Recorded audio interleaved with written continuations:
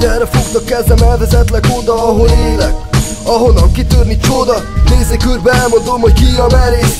Aki lépni készül, már nem jön be ez az egész. Mindenki tűr, de a helyzet az marad. A falnak, amik átom minket 10 millió szalad. Nem csak olyan akad, aki remekül érzi magát, ezért van, hogy mindenki elmenekül. Sok családban, sokon gond, könnyesek a szemek. Én is trébe élek, de leszarom, csak evezek. Megyek, amíg bírom, amíg van bennem tartás. De belefáradok, mert túl sok nekem már a hajtás.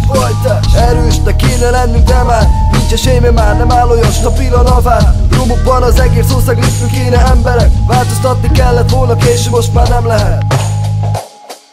Mi van a magyarokkal? Csak tűnnek meg birkák. Szaros politikus, megnézném, mit meddig bírnák. Adokik a nemzet és nemzeti gond, hogy minden második magyar egy emberi roncs. Mi van a magyarokkal? Csak tűnnek meg birkák. Szaros politikus, megnézném, mit meddig bírnák. Adokik a nemzet és nemzeti gond, hogy minden második magyar egy emberi roncs. Teszem a dolgom, de a pénz nem úgy jön, ahogy én szeretném. Már nem látom fényesen fent a napot.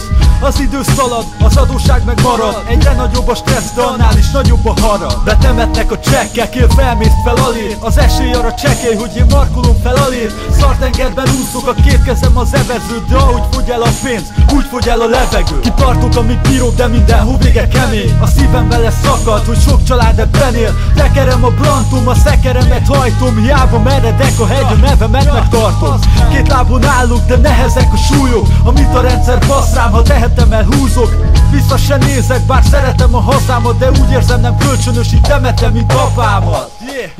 Mi van a magyarokkal? Csak tűnnek meg birkák. Szaros politikus, megnézném, mit meddig bírnák. Adokik a nemzet és nemzeti gond, hogy minden második magyar egy emberi roncs. Mi van a magyarokkal? Csak tűnnek meg birkák. Szaros politikus, megnézném, mit meddig bírnák. Adokik a nemzet és nemzeti gond, hogy minden második magyar egy emberi roncs.